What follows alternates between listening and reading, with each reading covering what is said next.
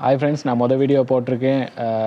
சமீபத்தில் அவுட் பண்ண 3ஆம் மாதம் 26ஆம் தேதி அவுட் பண்ண அப்ளிகேஷன் ஃபார்ம் சம்மந்தமாக அதில் என்ன சொல்லியிருக்காங்க அப்படின்னு சொன்னால், எஸ்ஐ உப போலீஸ் பரிசோதகர், போலீஸ் கொஸ்டாப்பல் சாரதி அப்படின்னு சொல்லி 3 பேர்த்துக்கான வேகன்சி கெசட் அவுட் பண்ணியிருக்காங்க. அதில் எஸ்ஐ சம்மந்தமானது நான் எனக்கு தெரிஞ்ச அளவு நான் தேடப்பட்ட டீட்டெயில்ஸ் எல்லாம் நான் சொல்லியிருக்கேன். அப்ளிகேஷனை ஃபில் பண்ணி கட்டாயம் போடுங்க. தமிழ் மூலமானவங்களுக்கு நிறைய பேர்த்துக்கு எல்லாம் கிடைக்க சான்ஸ் இருக்குது அப்படின்னு சொல்லி வதந்திகள் வந்துக்கிட்டு இருக்குது. அது உண்மை தான். தமிழில் நிறைய பேர் இல்லை.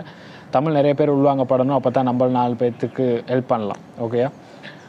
இன்றைக்கி என்ன பார்க்க போகிறோம் அப்படின்னு சொல்லி பார்த்தீங்கன்னா, போலீஸ் கொஸ்தாப்பல் தனத்துறவுக்கு தேவையான போலீஸ் கொஸ்தாப்பல் உத்தியோகத்துக்கு தேவையான தகவல் என்ன, அதுக்கான அப்ளிகேஷன் எங்கே எடுக்கிறது, அப்ளிகேஷனில் என்னென்ன கேட்கப்படும், என்னென்ன கேள்வி, அதுக்கான நம்ம எப்படி முகம் கொடுக்குறது, அப்படி சம்மந்தமான எனக்கு தெரிஞ்ச விஷயத்தை நான் உங்களோட பகிர்ந்து கொள்ள போகிறேன். வாங்க வீடியோக்குள்ளே போகலாம்.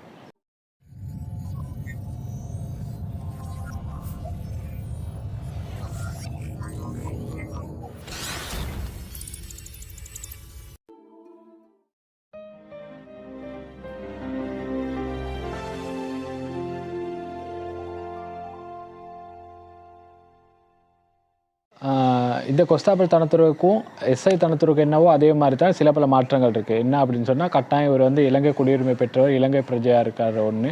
ரெண்டாவது இவரோட உயரம் 5 அடிக்கு மேலே இருக்கணும். அதில் 5.3, இதில் 5 அடி 5.34 இருந்தால் லேசு. எவ்வளோ உயரமாக இருக்கீங்களோ அந்த மாதிரி உங்களுக்கு சான்ஸ் கிடைக்கும். உங்களோட உடல் மார்பு அகலம் 32 சென்டிமீட்டர் இருக்குது. ஸோ 32 அடிக்கு கூடுதலாக இருக்கணும். அப்படின்னா 82 இல்லைனா 81 சென்டிமீட்டர் மாதிரி இருக்கணும். இலங்கையில் நீங்கள் வேலை கிடைச்ச பிறகு எந்த ஒரு பிரதேசத்துலையும் எந்த ஒரு டைமில் எந்த ஒரு கால்நிலைக்கு ஏற்ப மாதிரி நீங்கள் பாசிபிள் ஆகி நீங்கள் வேலை செய்கிற அளவுக்கு அந்த எக்கியாவை உங்களுக்கு இருக்கணும், அந்த தகுதி உங்களுக்கு இருக்கணும். அதுக்கப்புறம் திருமணமாகாதவராக இருக்கணும். இல்லீகலாக திருமணமானவங்க, நம்மளுக்கு யாருக்கும் தெரியாது நம்ம திருமணம் முடிச்சிருந்தோம் அப்படின்னு சொல்லி எப்போ அப்ளை பண்ணாங்க. சில வேளை அப்படி அப்ளை பண்ணி நீங்கள் அவங்களுக்கு தெரியாமல் 2-3 வருஷம் நீங்கள் போனதுக்கப்புறம் என்றைக்காவது மாட்டுப்பட்டால் நீங்கள் மட்டும் இல்லை, உங்களை குடும்பத்தை சார்ந்த யாருக்கும் இதுக்கப்புறம் அரசாங்க வேலைக்கு ஜாயின்ட் ஆக இயலாமல் இருக்கும். ஸோ நம்ம கெட்டதும் இல்லாமல் நம்ம பின்னுக்கு வர சந்ததியும் கெடாமல் பார்த்துக்கோங்க. தமிழர்களுக்கு இந்த முறை நிறைய சான்ஸ் கொடுக்குறாங்க. ஏன்னா தமிழர் உத்தியோகஸ்தர் யாருமே இல்லை அப்படின்னு சொல்லி, தமிழ் யாருமே இல்லை அப்படின்னு சொல்லி தமிழருக்கான வாய்ப்பு இந்த முறை நிறைய கொடுக்குறாங்க. கிடைக்கிற வாய்ப்பை கட்டாயம் பயன்படுத்திக்கோங்க. நிறைய பேர் பயன்படுத்தி நல்லா இருக்காங்க. கிடைக்கிற வாய்ப்பை கட்டாயம் பயன்படுத்திக்கோங்க.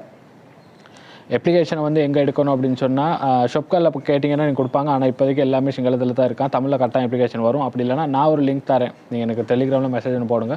நான் உங்களுக்கு அதுக்கு டெலிகிராமில் நான் உங்களுக்கு லிங்க் அனுப்புகிறேன். அதில் பார்த்துக்கோங்க கெசட்டில் என்னென்ன சொல்லியிருக்கு, அதுக்கு நீங்கள் எப்படியெல்லாம் அப்ளை பண்ணலாம் அப்படின்னு சொல்லி முழு தகவலையும் எடுத்துக்கோங்க. இதில் முக்கியமான சில பல கல்வி தகவல் என்னென்ன இருக்கணும் அப்படின்னு சொல்லி நான் கொஞ்சம் சொல்கிறேன், அதையும் எடுத்துக்கோங்க. முக்கியமாக என்ன அப்படின்னு சொல்லி பார்த்தீங்கன்னா, எனக்கு தெரிஞ்ச ஒருத்தர் அந்த ஸ்போர்ட்ஸ் சர்டிஃபிகேட்டை வச்சே போயிட்டார்.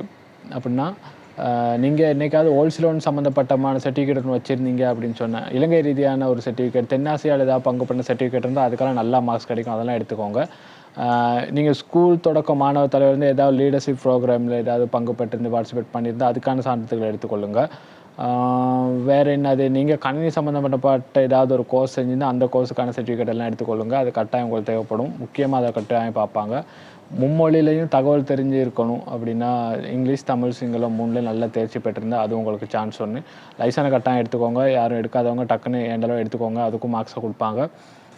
உங்களோட பர்சனாலிட்டி நல்லா எடுத்துக்கோங்க. உங்களோட ஐ கான்டாக்ட் அங்கே இன்டர்வியூக்கு போகிறப்பெல்லாம் நல்லா எடுத்துக்கோங்க.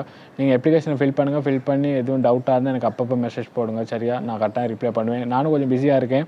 எனக்கு இந்த அப்ளிகேஷன் கிடைச்சா எனக்கும் சந்தோஷமாக இருக்குது. ஏன்னா நிறைய பேர் கேட்ட கேள்விக்கு நான் பதில் சொல்ல இல்லாமல் இருந்தேன். எப்போ அவுட் பண்ணுவாங்க இப்போ அவுட் பண்ணிட்டாங்க. நான் சொன்னேன் ஏப்ரல் மாதத்து வாக்கில் அவுட் பண்ணுவாங்கன்னு, ஆனால் மார்ச் மாதத்தில் அவுட் பண்ணியிருக்காங்க. ஏப்ரல் 4ஆம் மாதம் 30ஆம் தேதியோடு முடிய போகுது. அதனால் ட்ரை பண்ணுங்கள், கட்டாயம் கிடைக்கும். சரியா?